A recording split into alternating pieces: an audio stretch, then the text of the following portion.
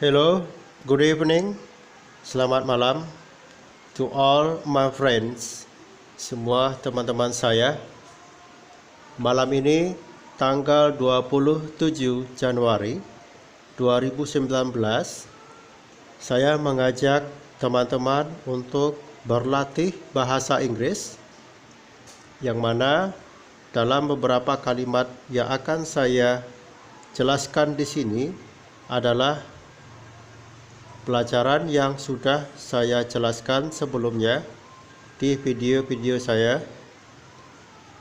Malam ini saya ingin mengajak atau mengundang teman-teman semua mengulangi atau mengingat kembali dasar bahasa Inggris atau pelajaran sebelumnya yang sudah saya jelaskan dengan latihan bahasa Inggris. Perhatikan nomor 1. Apakah kamu sedang memasak nasi sekarang? Ada kata sekarang yang menjelaskan waktu, kemudian sedang memasak. Ada kata sedang, kemudian kata kerja dalam bahasa Indonesia yang berawalan memasak. Dalam buku Raja English 1, ini disebut dengan active voice, kata kerja berawalan me. Untuk kalimat yang menyatakan sedang berlangsung, kata kerja yang berawalan me dalam bahasa Indonesia harus ditambahkan ing untuk menyatakan sedangnya, yang mana dalam bahasa Inggris memasak bahasa Inggrisnya adalah cook. Karena ada kata sedang ditambahkan ing menjadi cooking. Kemudian di sini ada kata apakah.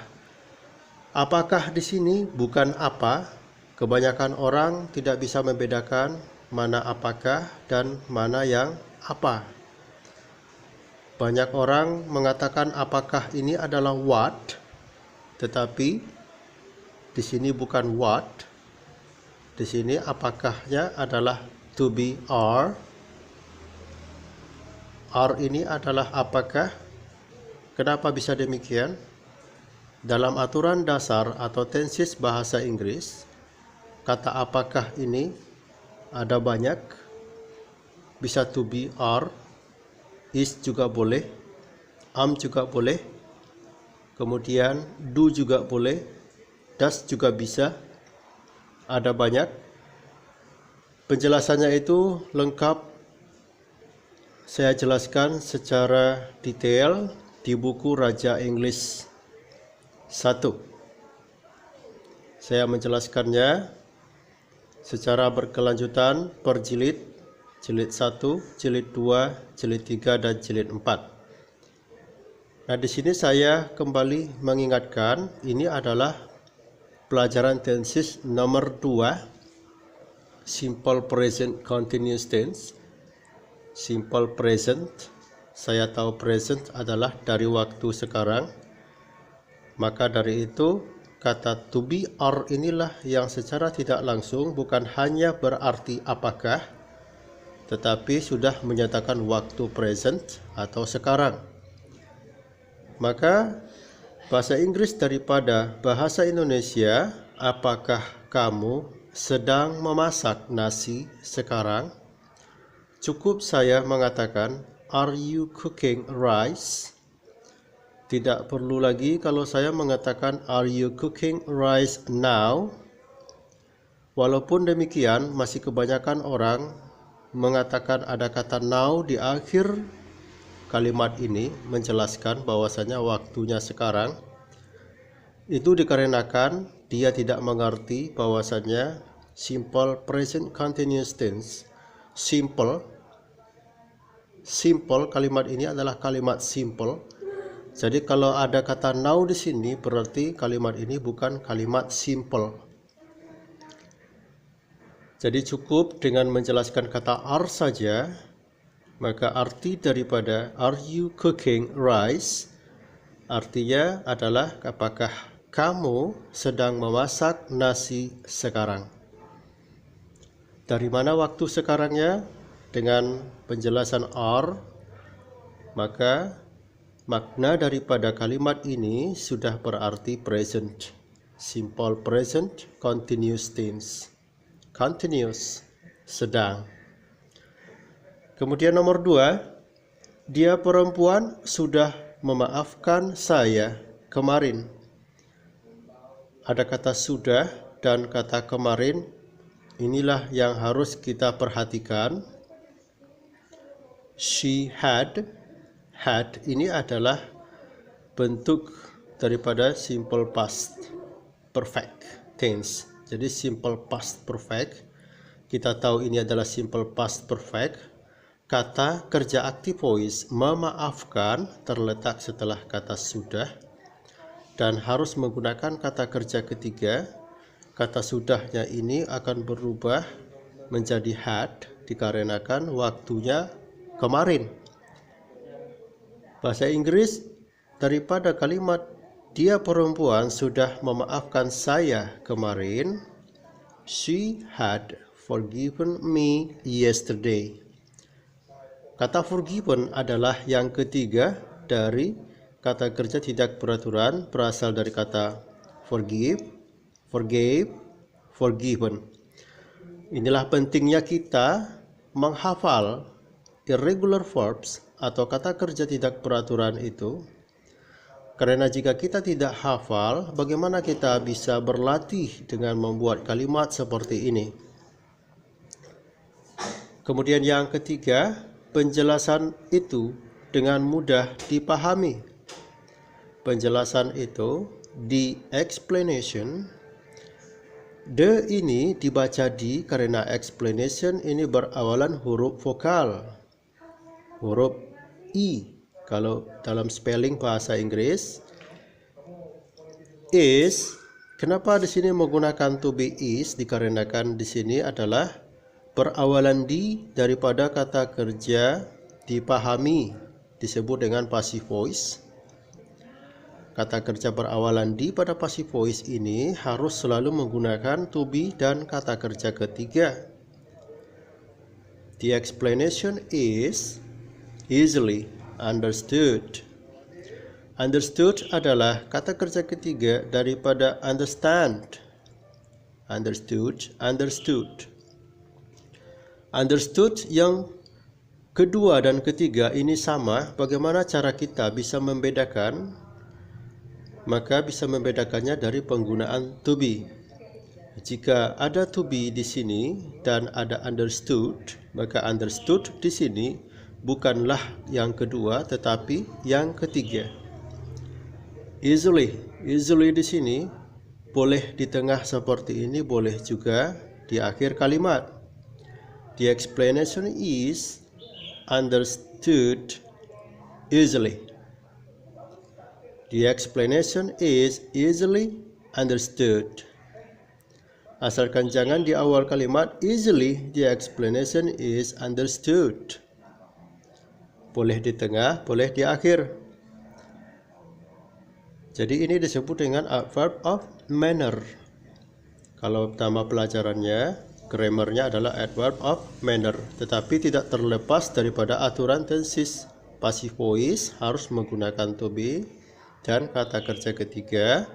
Terjadilah dalam bahasa Indonesia kata kerja yang berawalan di. Jika to be tidak ada di sini, maka understood di sini adalah kata kerja kedua yang artinya memahami, bukan dipahami.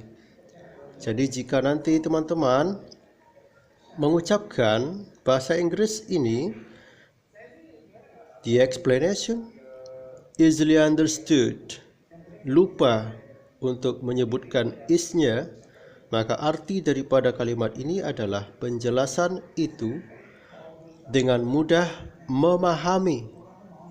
Berubah arti dia. Penjelasan yang memahami bukan orangnya. Maka terjadilah kalimat yang sulit dipahami. Jadi berhati-hati untuk menggunakan atau membedakan mana yang active voice, passive voice, karena dengan kita tidak bisa membedakan mana yang kedua dan ketiga pada irregular verbs, bisa berubah arti daripada kalimat yang akan kita ucapkan. Yang keempat, dengan apa kamu pergi tadi malam? Di sini fokus kepada tadi malam. What did you go with last night? Tadi malam adalah waktu daripada kalimat ini menjelaskan simple past tense. Simple past tense yang menyatakan waktu tadi malam bukan kata kerja kedua daripada go menjadi went, tetapi ada did yang menyatakan kalimat sudah lampau, yaitu tadi malam, menyatakan past tense.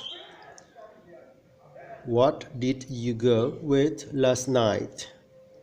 Jadi kapan kira-kira menggunakan kata kerja kedua daripada go ketika menggunakan kalimat positif, bukan kalimat pertanyaan seperti ini.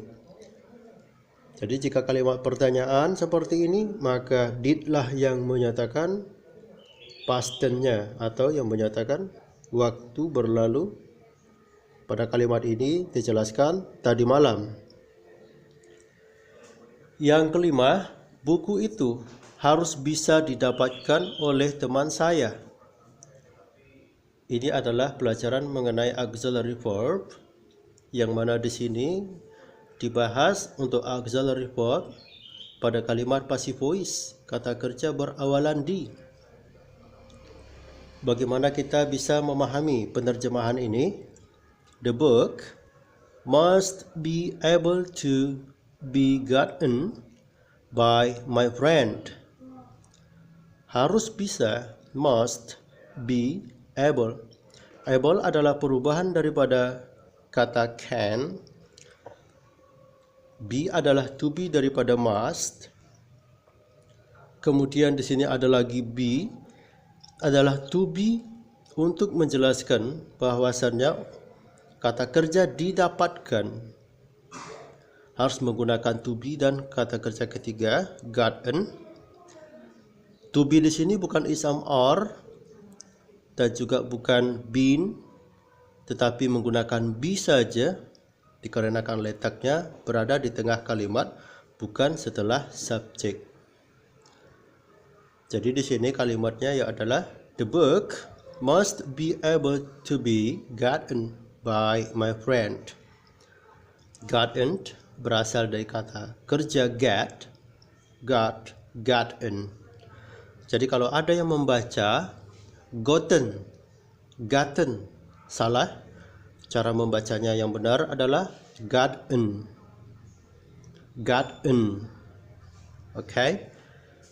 Beginilah cara kita menerjemahkan dari bahasa Indonesia ke bahasa Inggris tanpa adanya rumus atau pola kalimat. Jadi pahamilah kata per kata.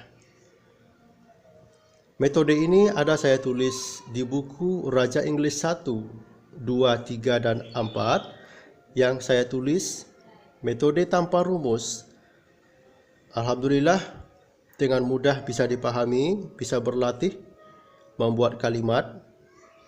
Jika ingin mendapatkan bukunya, saya akan bagikan. Saya menghargai dengan satu jilid dengan Rp50.000. Jika teman-teman ingin belajar online dengan Mr. Raja, hubungi WhatsApp saya 0813 78186445. Di sini juga saya ingin mengundang teman-teman jika ingin mau bergabung di Raja English Community atau Raja English Group, silakan bergabung. Japri saja nomor WA Mr. Raja, akan diberikan linknya untuk bergabung, untuk melakukan conversation, praktis bahasa Inggris dengan teman-teman dari seluruh Indonesia. Thanks for your attention. Thanks for watching my video in my channel. Please like, subscribe, and share, dibagikan di media sosial. Bantu saya untuk memajukan channel Belajar Bahasa Inggris dengan Mr. Rajah.